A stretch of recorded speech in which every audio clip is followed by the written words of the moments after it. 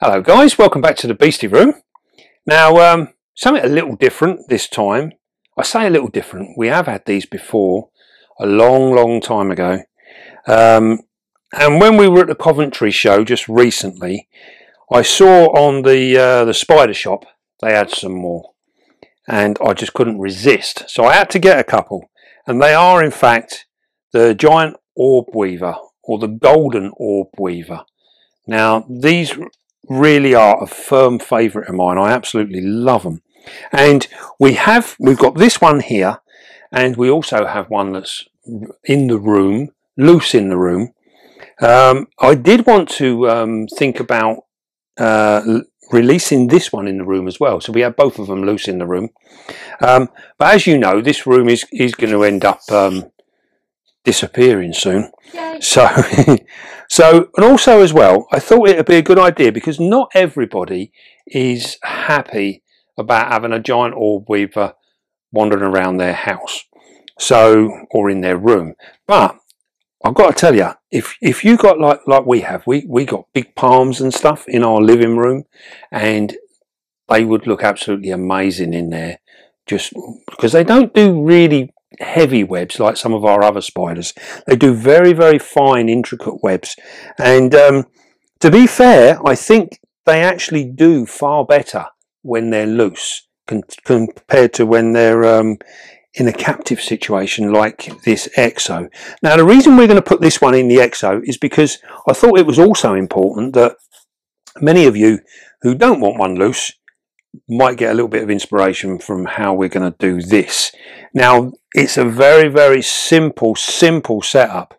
We don't need a lot of stuff in it as such, mainly anchor points.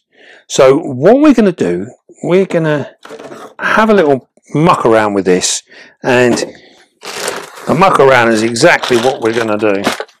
So we're going to turn it around now. Look at that. Happy reflections, look.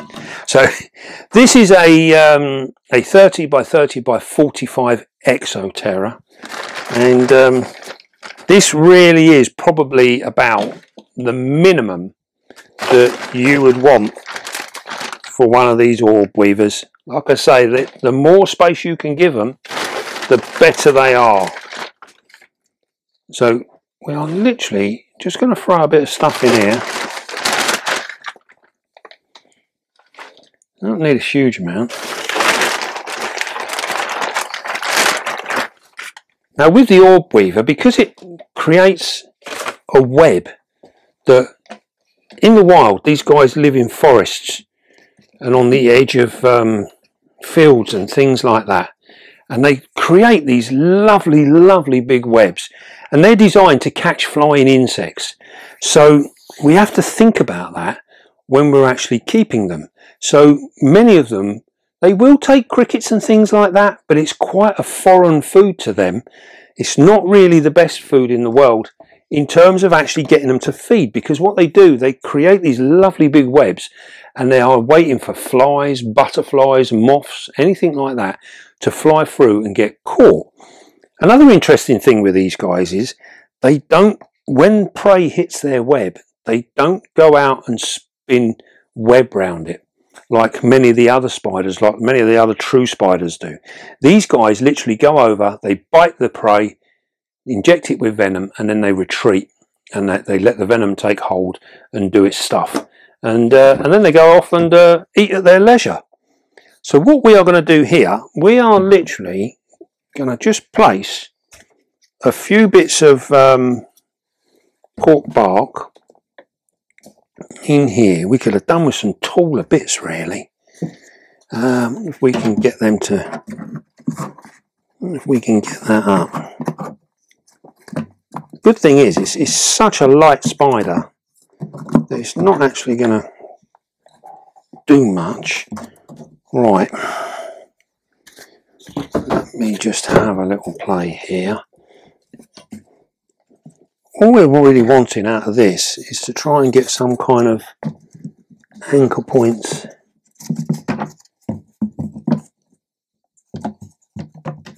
Maybe do it that way. Yeah.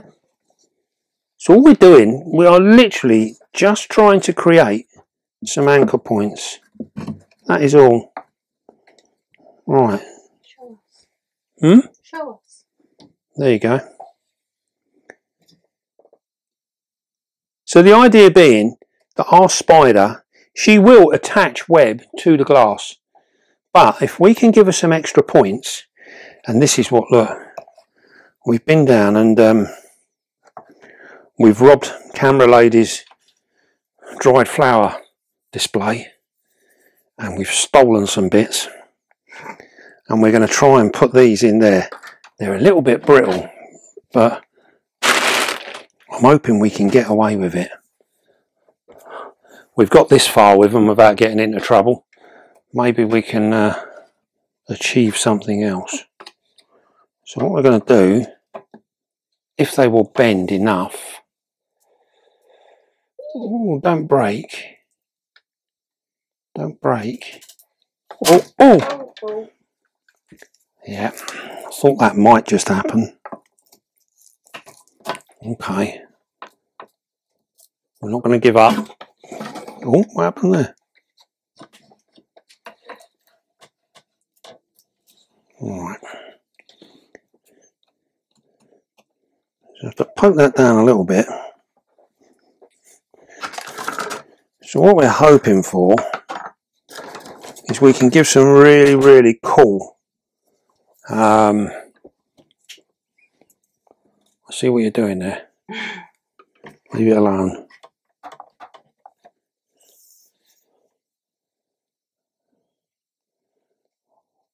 Oh, oh.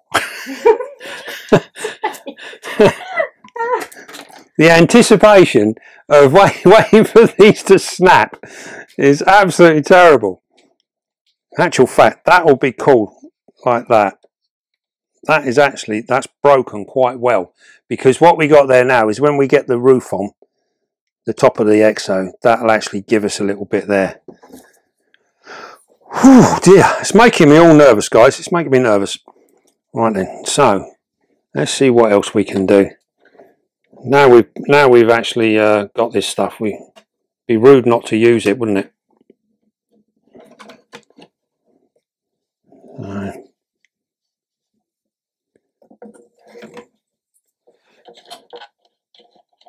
So what we're doing is we are literally just looking for it to give a bit. What we got going on in here? That, in actual fact, is probably enough. I don't think we can't see. Well, you can't see. Well, I'll tell you what, we're gonna put another piece in here, just so we got a little bit of stuff there. Right, now we're going to put some moss in. I should have put the moss in first, really. I was too excited about my stolen goodies. Right, so we are going to put this in here. Now the reason we're putting the moss in, really, let's not get too technical, it is just because it looks nice. And it will give a really, really nice aspect to an otherwise bit of a dull sort of enclosure. So we're going to cover the floor, make the floor all nice and green.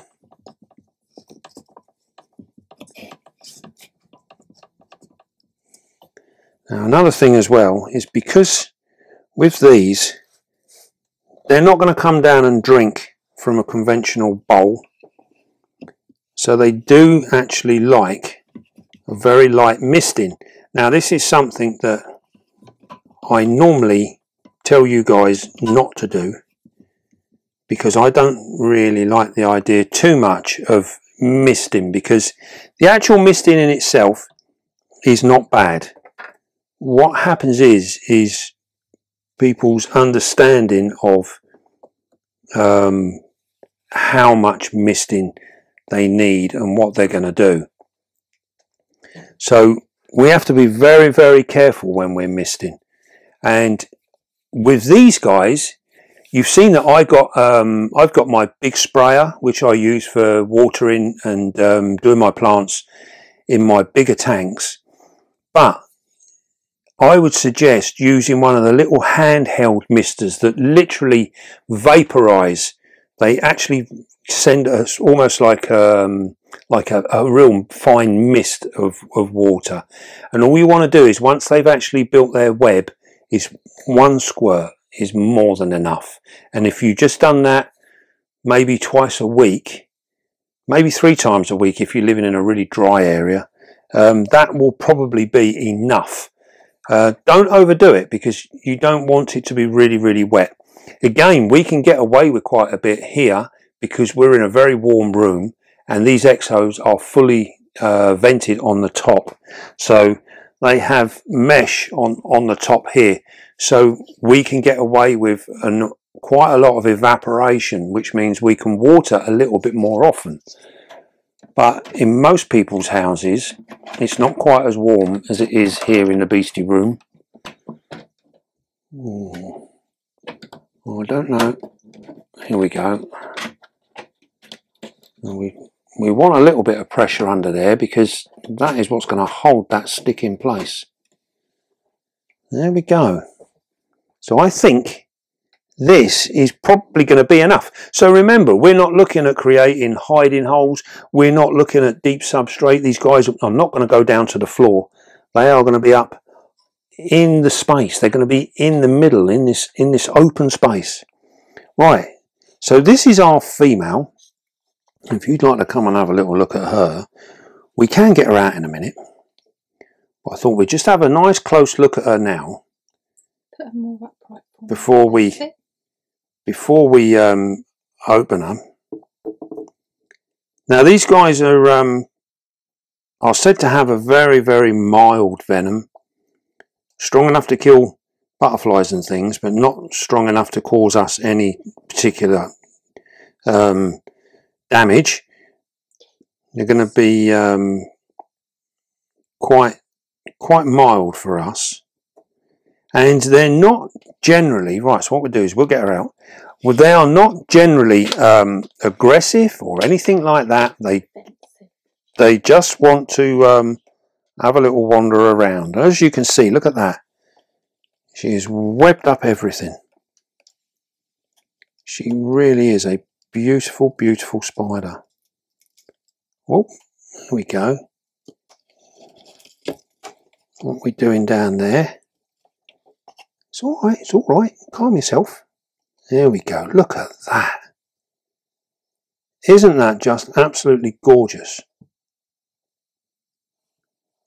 Now, as you can see there, they are not really designed. She's laying web everywhere.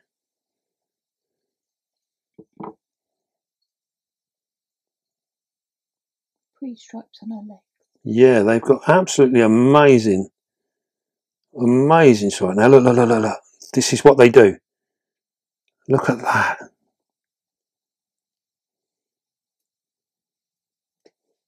She just likes hanging around. Yeah, well, what she's doing now is she is laying out the first line, and then what often happens is as soon as she comes in contact with something, she will then look to climb up, and then she will climb up, and then she will go down again. And this is how they create their lines. See how her legs are using it? We can actually pick her up. Whoa! And there you go. She's on the floor now. Now what she's probably doing now is getting a drink out of that moss. Look at that. So I have to be careful now because I'm still attached to her. And she'll be able to get a lovely big close up there, right the way in. They have got quite large fangs for their size. And as camera lady said, look at those legs. Fantastic.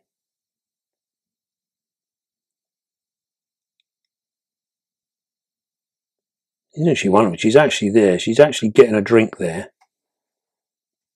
There's a bit of moisture within that. So what we'll do is we can give her a little bit more.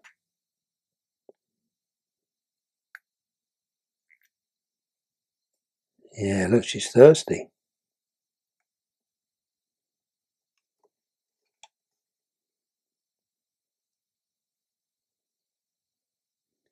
Now, someone messaged me the other day about spraying spiders directly. It's not a good idea. They don't like being sprayed directly. But what we're doing here is we are actually allowing her to drink from the pipette here. Move your pipette so we can see her. And that is fine.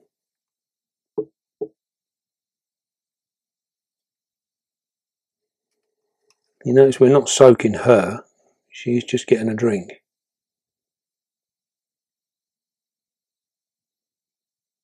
Not wonderful.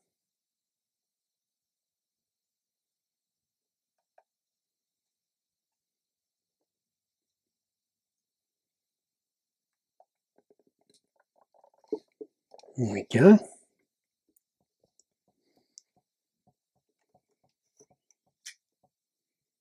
What an awesome spider.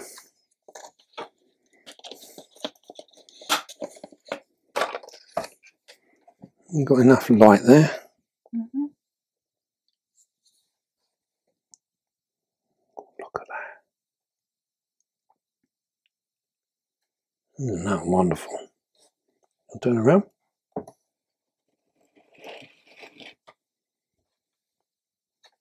That is just absolutely beautiful.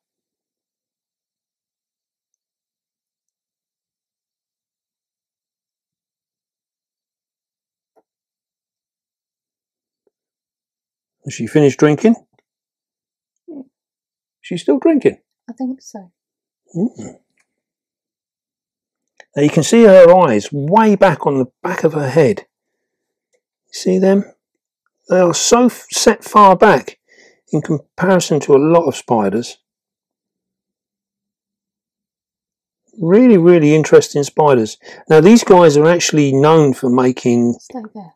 around about seven different types of silk, and they're studied quite a lot. They're probably one of the most studied spiders on the planet, and this is all due to their silk manufacture, because they can create an awful lot of it, and some of it is actually going to be useful to us.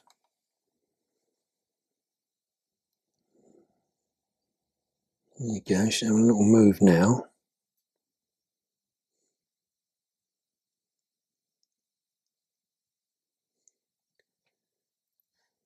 Fabulous. Right, now it looks like she's had her drink. Mm-hmm. She's now going to go and have a little wander.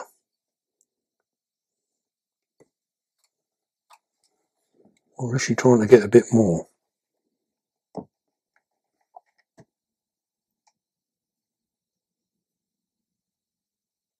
See, this is one of the beautiful things about moss, and we can use this a lot with our fossorial spiders, all sorts of spiders, because it does actually hold an awful lot of water. Yeah, I think she's had enough. Look at that. Right, shall we get her into our new home? Yeah. Right. Well, I think what I can do, see if I can't get a picture of her.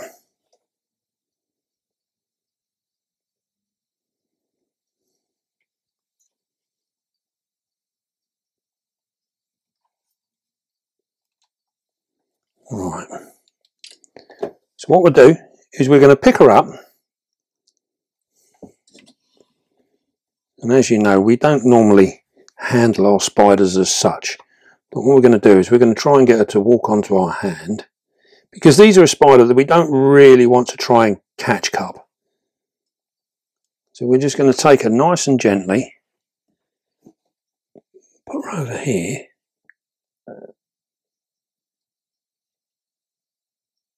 Hopefully, there we go. Ooh, we've got to be careful because we're still attached. Try and break that silk. I don't want to pull her off of her branch. So hopefully now she can have a wander around and start putting down some silk, and we'll start to get an idea, and within a day or so we should in fact have a nice bit of webbing, and then we can go to feeding her. Now, as we said earlier on, these guys primarily live off of flying food, so things that are flies, butterflies, all that sort of stuff. It's all going to be literally floating around the meadows. This is what these guys primarily live off of. Now, for us, we will be feeding mainly crickets. Maybe even do like the male red runners, because they will flap around a little bit and give a little bit of stuff. So we can give them a go. But once their web is done, if you use small crickets, nothing too heavy, then you can in fact literally just get a cricket stuck in the web and they will come down and take it and they'll feed on it. Now, the other one that we have loose in the room is this one here, and this one has decided to take up home up on our sling shelf. Now, them filthy tubs that you see behind are all full of young krakens, and we've also got some what do we got up there? Some Asian fawns. So there you go. You go around that way, you can get a nice look at that. So this one has taken up home here, and he's literally just waiting. Now the web, you can just about make out that web. It's literally all over the place.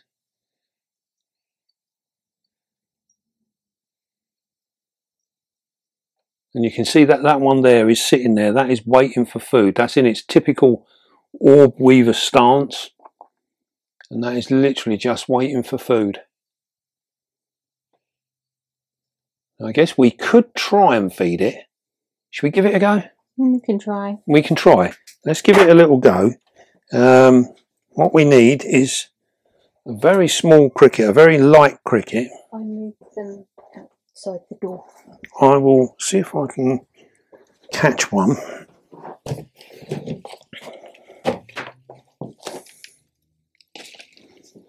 Alright, here we go. Here's a small cricket.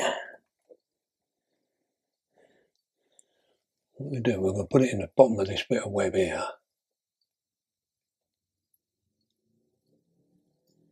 Oh. Oh. That one's gone free roaming. That's a free roaming cricket. But you saw there how that utilised that web.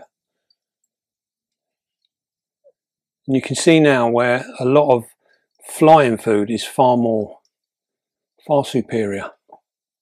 They're quite heavy, aren't they? Yeah, very heavy. So what we can do, if you're worrying about feeding them, you can just get, like we do, we feed our maggots to some of our slings and things, and you can literally just get some maggots and let them pupate, and then when they turn to chrysalis, you can take the chrysalises out and you can put them inside your enclosure and they will hatch into flies, and they'll already be in there. Or just let them hatch out in a tub on your room and then just pour them in as and when you want them. So there is plenty of ways in which we can maintain these and keep them really, really well. Such pretty spiders. Now when we get into our new room, we will have a couple more, and the whole sole intention is to have them loose in the room. So as and when they become available, we will try and pick up a couple and see if we can't breed them in there as well. It would be nice to actually just have them free roaming, dropping egg sacs everywhere. It'd be brilliant, wouldn't it? Now, in terms of lifespan, they are not the longest living thing. And don't forget, like this one here, this is pretty much almost an adult one. That one up there is a little bit younger, but not a lot. It's only probably a molt behind. So they don't live terribly long. So they are a little bit short-lived. But enjoy them while you've got them, because they are absolutely fantastic things. And very, very harmless. Great things to keep. Right then. Well, I hope you enjoyed our Golden Orb Weavers. and we will come back and have another little look at them in a week or two and see how they're getting on. All right, don't forget, be calm, be gentle, and love your spider. And I'll see you soon, guys.